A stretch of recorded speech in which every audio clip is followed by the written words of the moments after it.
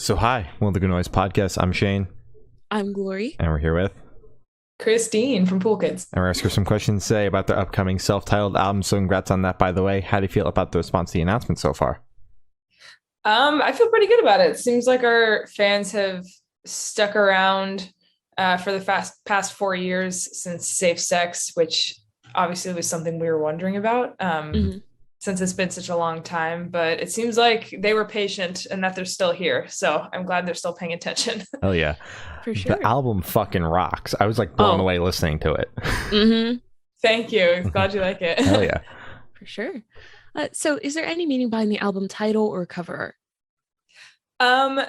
Well, the title, we thought it would be a good move to self-title it since this is like the official lineup of Pool Kids. And yeah, because the first record was just Caden and I. And then, it took us time to find the perfect people. And we just feel like this is the fully realized vision of Pool Kids. So it's a good statement of this is us. Intro to Pool Kids, I guess. Yeah. All right. Perfect. And the cover art? Oh, the cover art. Oh my gosh.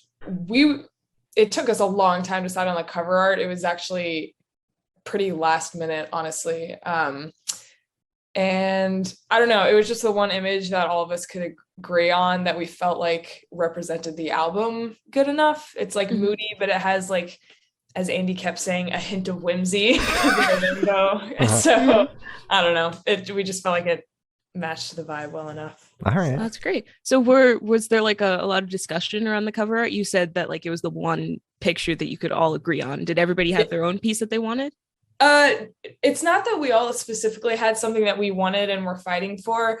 We kept pitching things and just nothing was sticking. Yeah. Nothing. It was the most painful process, I think, the most painful, just to go through decision to make throughout the entire process of the album. Oh, wow. Worse than any choosing the art was worse than anything we went through in the studio, which everything in the studio went very smoothly, but that's great.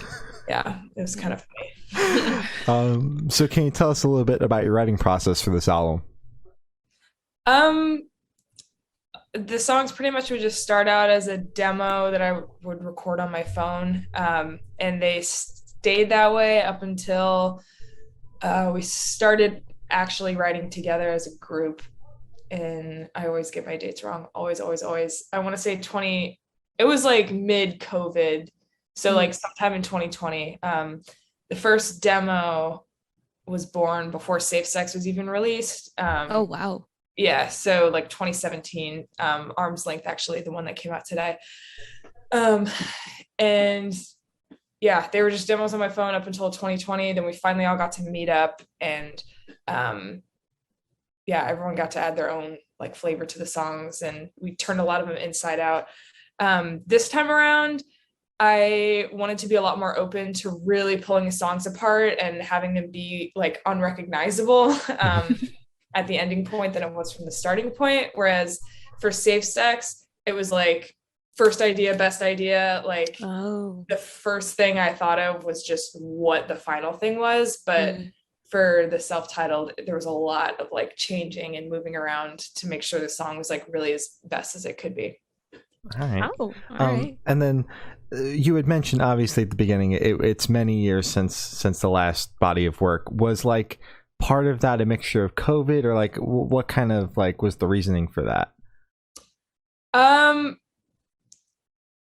Well, we were in school and it took a minute for, all of us to get out of school and, I don't know, figure out what we were doing with our lives. And we were touring. We've just been none of us, we went into this not knowing what we're doing at all and just figuring out ourselves. And I don't think I realized that as soon as we dropped the album, I should have really already been churning out the second, I was making demos, but I should have been doing it faster. And I also should have realized that the band really needed to meet up in person to work on the demos faster, because I kept just texting the band chat all the demos and then nothing was happening. And then once we finally started meeting up, it was oh, okay, this is what this group of people needs. This is how Pool Kids gets things done. Yeah. Okay. Okay. So you guys never tried the Zoom FaceTime thing? It was always just texting and just sending over demos? Yeah, it was always just texting demos, waiting on responses. Never getting them. No, I would get them, but then it was like, okay, and then it was just such a long process. It was like I'd send the demo, 2 weeks later I'd get like ideas, then 2 months later I would like try to incorporate their ideas, and then yeah, I don't know. But as soon as we started meeting up, it was like, okay, this is great. Fair enough. Okay, perfect. So what song off this record took the longest to write, and which one is your personal favorite? The personal favorite constantly changes. That's good. I feel like Pathetic is sort of always the underlying favorite. Let me look at the list of songs because I forget. I'd say Pathetic is a favorite. The longest to write, Conscious Uncoupling was pretty fast. That's a hard question. We struggled a lot with Talk Too Much and Arm's Length. I would say actually maybe those took the longest, because it's just so hype and kind of bubbly sounding, which is like a little out of our comfort zone. And they're also just very straightforward, chordy songs, and it kept feeling like unnatural to us, I think. And we kept thinking it sounded bad. That's mainly for Talk Too Much. For Arm's Length started as a totally different song. I think the demo sounded okay, but then we brought it full band and it sounded like very like tropical, like welcome to island. Like we didn't know what was going on, and we started jokingly calling it Coconuts, and we were like, yo, this is the worst shit we've ever heard. Let's drop it right now. Yeah, and we were like already had it like on the chopping block. But then Andy or Caden had the idea of like, wait, let's just like make this one of the hype songs, just full on bana like chords, and then that like saved it. And then we all liked it. But Talk Too Much was always just a chordy song, and we just kept being like, this doesn't feel right. But I don't know, then I added like a lead over the chorus that kind of made it feel less, I don't know, cheesy, I guess, and then we felt okay with it. So all right, perfect. So how'd the track list for your album come about? Did you guys write the opener be the opener, closer be the closer, just shuffle around, see what fits? What was that process like? We originally were very confident that Comes in Waves was going to be the closer, which it ended up just being the A-side closer.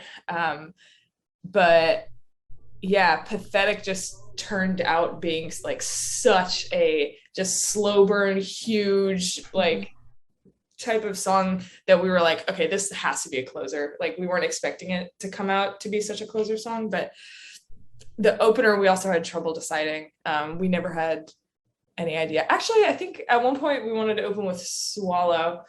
But then, I don't know. We ended up landing on Conscious Uncoupling. The track listing, we didn't do it until I think we had like, not final mixes at all, but like all the songs were pretty much like done. And then we started doing track listing. And I think our first draft ended up being the one we just went with. It was something we were talking about throughout the entire process, and we were like, oh, this is gonna be a doozy, like we don't know how to sequence this. And then once we actually sat down, it just like the puzzle pieces fit together and it just started to make sense. Oh yeah. So were you thinking of vinyl when you were putting together the track list? Because you mentioned the closer of A-side, so was that in the conversation as well? For sure, definitely. I'm honestly not really a vinyl listener, but everyone else in the band really is. And they were very much, that was at the front of their minds for sure. All right. Okay. That's very cool. I always like hearing that. Yeah. So would you be able to tell us where Headspace was at while you were creating this album? I mean, it was over the course of so many years, my head was in like a lot of places. When actually like recording it, a pretty good place, honestly. Being in the studio with the band and the producer we were working with was just like, if I could just live in that circumstance for my entire life, I honestly would. So there was lots of good energy, and it definitely helped things sound their best for sure. Oh yeah. All right. That's good.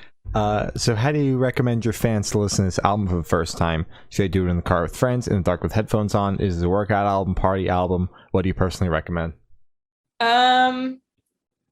I mean, to each their own, I guess. I just like, whenever I listen to an album, it has to be with headphones, and there has to be no interruptions, like, at all. Like, if someone says, like, it's like watching a movie and someone talks over it, and it's like, no, like, you need to hear every dialogue. It's like, if someone starts getting distracted, it's like, no, you missed this cool little sound that happens for 2 seconds. Yeah, I don't know. Headphones in. No distractions. Sure. All right. No distractions. So this one should be super, super quick. Off the top of your head, I want you to describe this album for new listeners in 3 words. No more, no less. Moody, hype, weird. There you go. Yeah. Appreciate how fast that was. Perfect. Yeah. So in that same train of thought, is there a certain feeling or emotion you want listeners to have while going through the album? I don't know. That's hard. Maybe just like reflecting, not quite nostalgia, but just like, damn, thinking back on your life, like you're on your deathbed type shit. Oh. And you're just like looking back at your life. I don't know. Yeah. Like usually when like an artist says you should feel like a certain way, I don't feel that way, but like I actually 100% agree with you. Only listened to the album once, and like it had me reflecting. I was like, God damn, did that hurt? Like just go, and that was only the first listen. I'm scared to go through it again. Yeah. That's awesome. So what is your favorite memory that you made while creating this album? Oh my God, there's so many. That's good. Off the top of my head, probably there was a night at the final studio we were at with the whole team. I think it was post-flood. And